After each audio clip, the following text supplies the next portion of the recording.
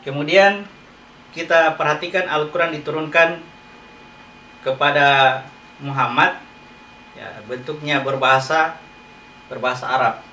Kenapa turun dalam bentuk bahasa Arab? Ya, karena nabinya orang Arab, ya, karena Muhammad orang Arab, ya. Kalau nabinya orang Arab, lalu kemudian turun Al-Quran dalam bahasa selain bahasa Arab atau bahasa Ajam, katakanlah dalam bahasa Indonesia, ya, justru Muhammad akan kesulitan membacakan Al-Quran kepada manusia. Surat 41 ayat 44.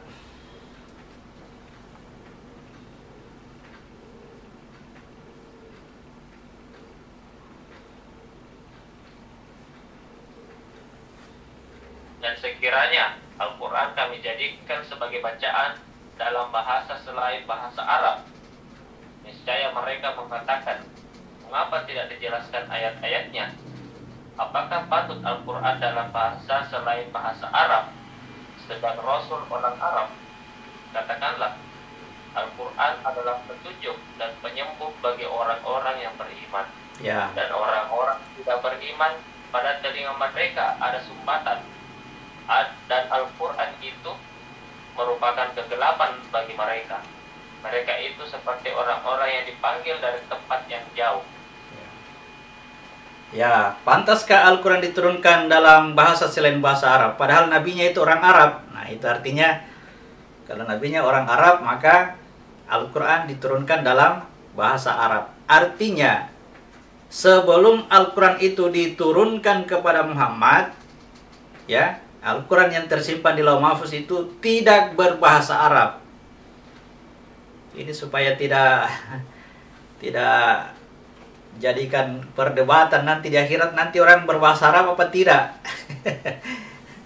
Ya. Diturunkan, nanti dia diturunkan, lalu bentuknya menjadi bentuk bahasa Arab. Diterimalah oleh Muhammad bin Abdullah sebagai nabi yang akan membacakan Al-Quran ini. Ya.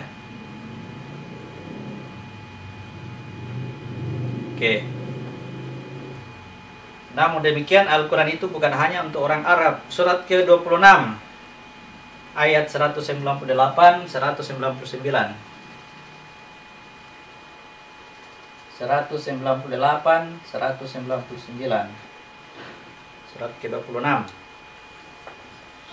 Dan seandainya Al-Quran itu kami turunkan kepada sebagian dari golongan bukan Arab, lalu dia membacakannya kepada mereka, orang-orang kafir, niscaya mereka tidak juga akan beriman kepada.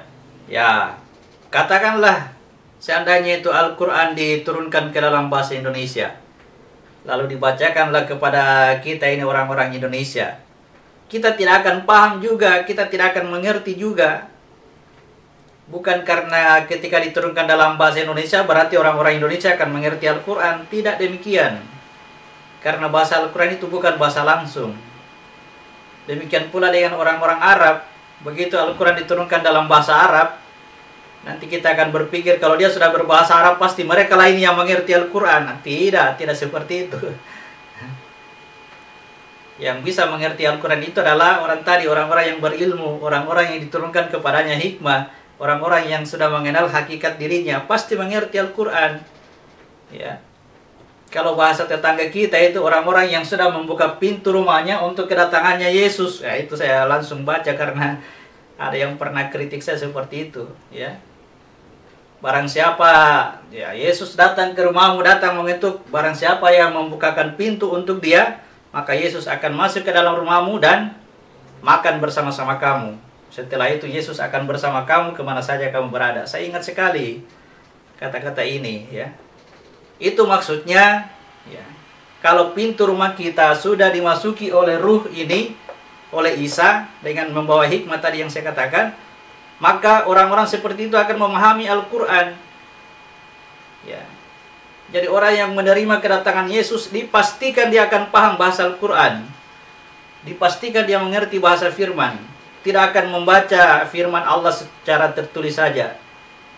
Bahasa-bahasa Isa di dalam Alkitab itu bahasa-bahasa perumpamaan, bahasa-bahasa kiasan. Misalkan saja pada kitab Kejadian yang mereka perdebatkan bahwa di dalam kitab Kejadian itu tidak sesuai atau tidak saintis, tidak sesuai dengan ilmu pengetahuan. Bagaimana mungkin bisa penciptanya langit dan bumi, ada siang dan malam dan belum tercipta matahari? Saya katakan bukan pencipta langit dan bumi yang seperti ini, bukan. Ya, penciptaan langit dan bumi yang dimaksud dalam kitab Kejadian itu adalah penciptaan diri kita sendiri. Ya. Jadi kalau tidak mengerti apa isinya itu kitab Kejadiannya, nanti datang hikmah yang akan menjelaskan. Ya, hanya memahami hikmah itu yang bisa menjelaskan seperti itu. Insya Allah kalau bertanya kepada saya dan Allah memberikan izin mendatangkan hikmah ini kepada saya bisa jelaskan. Karena kitabnya Isa adalah kitab Injil untuk orang Islam. Ya, apa yang dikatakan oleh Isa itu adalah bahasa-bahasa tentang ajaran agama Islam, tidak akan bertentangan dengan Al-Quran. Dipastikan sama, saling menjelaskan satu dengan lainnya. Oke, baik. Namun demikian ada keunggulan lebih ya tentang diturunkannya Al-Quran dalam bahasa Arab. Ada keunggulannya, ada sisi keunggulannya. Kita baca surat ke-12 ayat 1 dan 2. Surat 12 ayat 1 dan 2. Alif Lam Ra. Ini adalah ayat-ayat kitab Al-Quran yang jelas. Sesungguhnya kami menurunkannya berupa Quran berbahasa Arab agar kamu mengerti. Ya, keunggulannya bahasa Arab adalah selain dia menyampaikan makna-makna dalam tulisan Arab, huruf-huruf Arab itu juga merupakan simbol, lambang-lambang, kode yang berkaitan dengan apa yang harus kita pahami dari Al-Quran. Ya.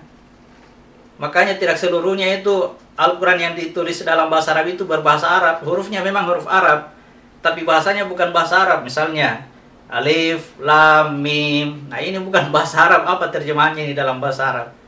Tetapi karena tulisan Arab ini dia mengandung simbol.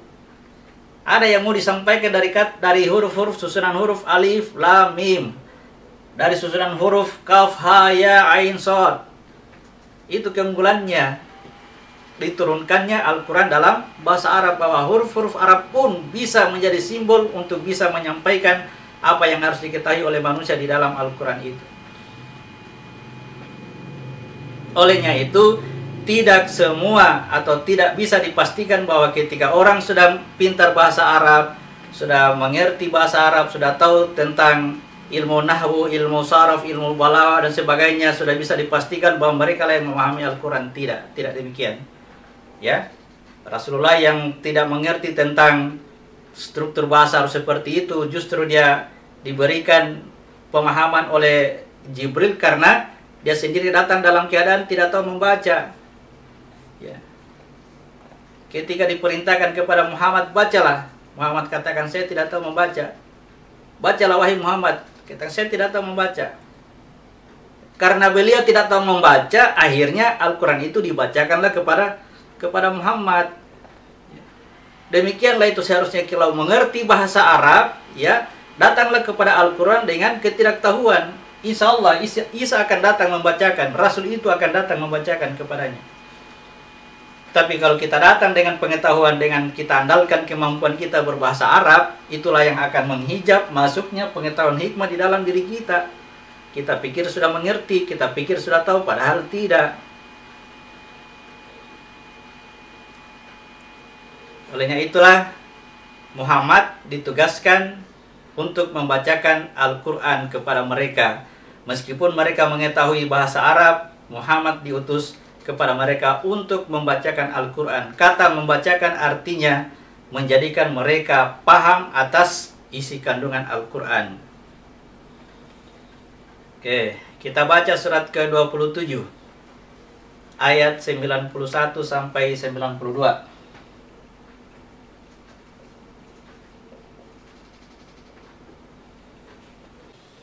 Surat 27 ayat 91. Aku Muhammad hanya diperintahkan menyembah Tuhan negeri ini, Mekah, yang Dia telah menjadikan suci padanya, dan segala sesuatu adalah miliknya. Dan aku diperintahkan agar aku termasuk orang Muslim, dan agar aku membacakan Al-Quran kepada manusia. Maka barang siapa mendapat petunjuk, maka sesungguhnya dia mendapat petunjuk untuk dirinya. Dan barang siapa sesat, maka katakanlah, sesungguhnya aku tidak lain hanyalah salah seorang pemberi peringatan. Ya, jadi Muhammad diutus, salah satu tugasnya adalah untuk membacakan Al-Quran kepada mereka, untuk membacakan Al-Quran. Jadi tadi saya katakan bukan jaminan setelah mengerti bahasa Arab sudah bisa baca Al-Quran, tidak. Kata membaca itu artinya memahami apa yang kita baca, ya. Membaca itu artinya memahami. Jadi datang Muhammad membacakan Al-Quran, maka siapa yang mendapatkan petunjuk, ya. Petunjuk yang benar itu adalah petunjuk itu mengarahkan kepada diri kita sendiri, ya. Bukan kita diberi petunjuk untuk merasa lebih baik daripada orang lain, seperti yang saya katakan kemarin. Ya. Ketika dibaca Al-Quran tentang orang yang beriman, orang yang bertakwa, orang yang muslim, dia katakan, oh saya itu. Saya nak maksud ini. Tapi kalau dibaca tentang orang kafir, ahli kitab, orang Yahudi, orang Nasrani, orang musyrik, orang munafik, orang lain. Bukan saya itu. Sehingga begitu membaca ayat, hai orang-orang beriman, bunuh orang kafir itu di mana saja kamu jumpai, ya mulai muncul fitnah. Seakan-akan orang lain ini harus dibunuh ini. Jadi siapa yang mendapatkan petunjuk, maka petunjuk itu adalah untuk dirinya sendiri. Tidak ada hubungannya dengan orang lain, ya. Petunjuk itu selesaikan dulu yang ada pada dirimu sendiri. Ya. Kalau ini sudah selesai, baru bisa keluar, ya. Yang kita bawa keluar itu adalah Al-Quran. Yang bawa keluar itu adalah Al-Fatihah. Karena kesimpulan dari Al-Quran itu adalah Al-Fatihah, nanti kita bahas. Yang kita bawa itu adalah Basmalah, karena kesimpulan dari Al-Fatihah adalah Basmalah. Dengan nama Allah yang Maha Pengasih lagi Maha Penyayang. Jadi yang kita bawa keluar berhubungan dengan manusia itu adalah sifat Allah yang Maha Pengasih dan Maha Penyayang. Pasti bagus.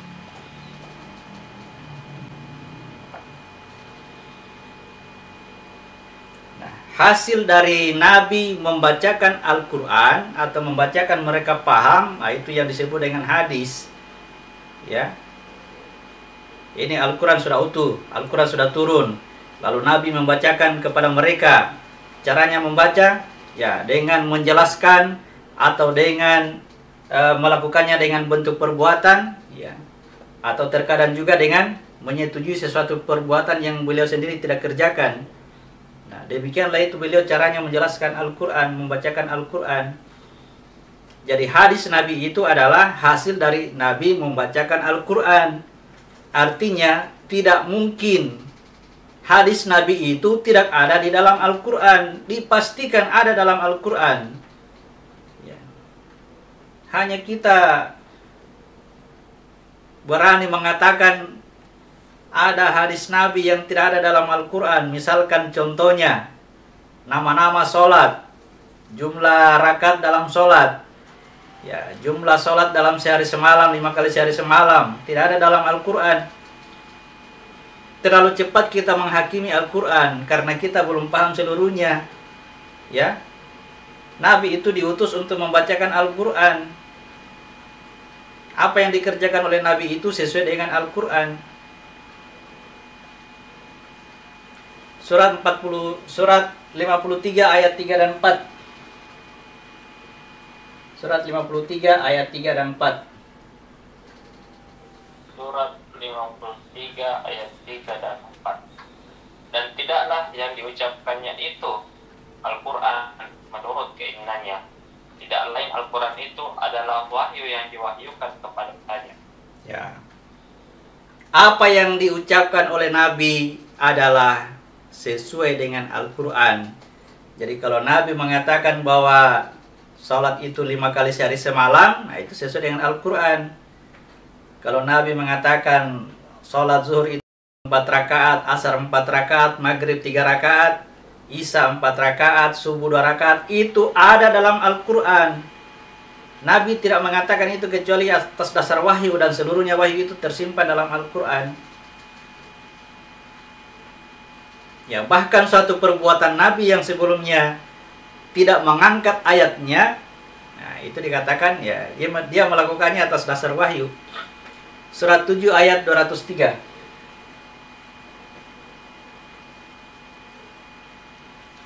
Surat ke-7 ayat 203. Ayat 103. 203. Surat 7 ayat 203. Maaf, 203.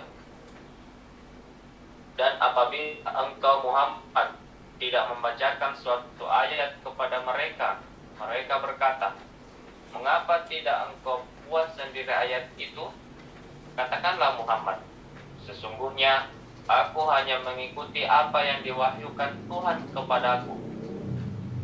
Al-Quran ini adalah bukti-bukti yang nyata dari Tuhanku, tunjuk dan rahmat bagi orang-orang yang beriman. Ya, ketika Nabi mengerjakan suatu perbuatan, ya, yang menyaksikan pada saat itu, atas dasar apa ini dia melakukan ini? Tidak ada ayatnya tentang ini. Ya, ditanyakan kepada Nabi, kenapa kita tidak buat dulu ayatnya ini baru kita kerja? Nah, apa jawaban Nabi?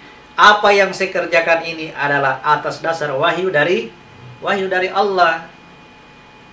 Berarti perbuatannya Nabi itu atas dasar Al-Quran. Lalu sahabat-sahabat mencatatnya sebagai hadis. Ya, dikatakan inilah perbuatannya Nabi ini. Begitu dilihat di dalam Al-Quran, tidak ada dalam Al-Quran perbuatan Nabi ini. Berarti ini harus dilengkapi dengan hadis ini. Tidak seperti itu, ya. Al-Quran itu sumber dari munculnya hadis itu. Dipastikan seluruh hadis ada dalam Al-Quran.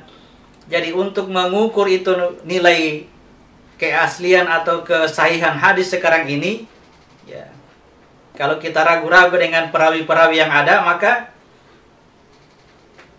tolak ukurnya adalah Al-Quran. Tanyakan kepada ahli-ahli Al-Quran, ahli hikmah tentunya dalam hal ini. Apakah hadis ini benar atau tidak? Apa yang diucapkan oleh Nabi dan apa yang diperbuat oleh Nabi, kesemuanya itu adalah cara Nabi membacakan Al-Quran. Al-Quran itu adalah petunjuk bagi manusia agar manusia itu kembali kepada asal kejadiannya atau kembali kepada fitrahnya. Jadi perkataannya Nabi dan perbuatannya Nabi adalah cara untuk kembali kepada fitrah. Ya. Adapun hal-hal yang disetujui oleh Nabi terhadap satu perbuatan yang beliau tidak mengerjakannya, itu tidak ada hubungannya dengan teknik untuk kembali. Ya, sederhananya seperti itu. Dia hanya menyetujui, dia tidak menyalahkan. Ya. Karena tidak ada pertentangannya dalam Al-Quran. Tetapi apa yang dilakukan oleh orang lain tersebut bukan menjadi teknik untuk bisa kembali kepada Allah, kembali kepada fitrah. Jadi perhatikan apa yang diucapkan dan apa yang diperbuat oleh Nabi, itulah jalan untuk kembali kepada fitrah. Sebagaimana kita baca masalah awalnya adalah kenapa datang petunjuk kepada Allah, karena kita diturunkan ke dunia. Qulnah bitu minha jami'a, turunlah kamu ke dunia bersama-sama semuanya. Fa imma yati'anakum minni hudan, apabila datang kepadaku petunjuk, faman tabi'a hudai, siapa yang mengikuti petunjukku, fala khaufun alaihim wala hum yahzanun, maka tidak ada kesedihan baginya, tidak ada khawatir baginya.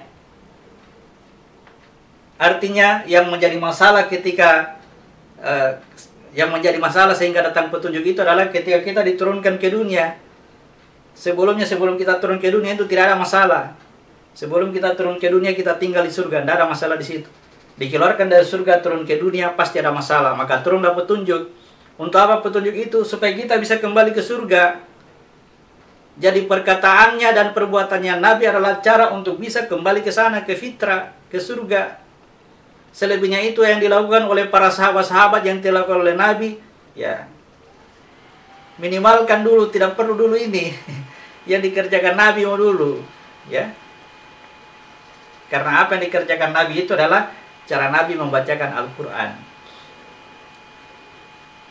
Olehnya itu, ya marilah kita mendekatkan diri kita kepada Al-Quran mari kita gunakan bahasa kita untuk bisa memahami kandungan Al-Quran.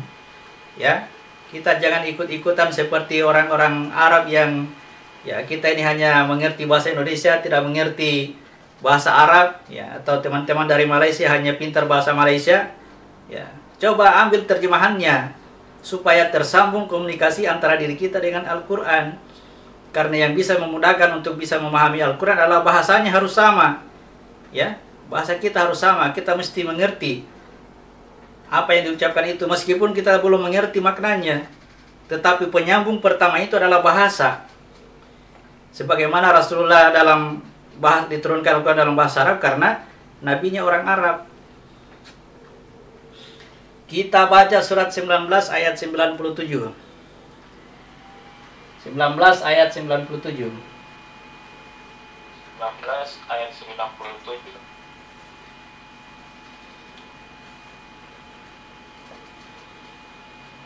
Maka sungguh telah kami mudahkan Al-Quran itu dengan bahasamu Muhammad, agar dengan itu engkau dapat memberi kabar gembira kepada orang-orang yang bertakwa, Ya. dan agar engkau dapat memberi peringatan kepada kaum yang membangkang. Ya.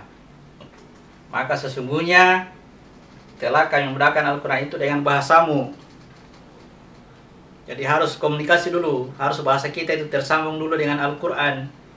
Ya, jangan kita hanya baca bahasa Arabnya kemudian kita tidak mengerti. Kalau kita mengerti bahasa Arab, kalau kita sudah pernah kursus bahasa Arab, ya kita paham, ya alhamdulillah ada satu kelebihan yang kita miliki. Tapi kalau kita orang Indonesia, ya gunakan bahasa Indonesia. Bagi orang-orang Makassar yang mengerti bahasa Makassar, ada terjemahan dalam bahasa Makassar, pakai bahasa Makassar. Ya. Yang dari Malaysia pakai bahasa Malaysia, pakai bahasa Melayu. Supaya tersambung dulu komunikasi antara diri kita dengan Al-Quran. Surat 44 ayat 58.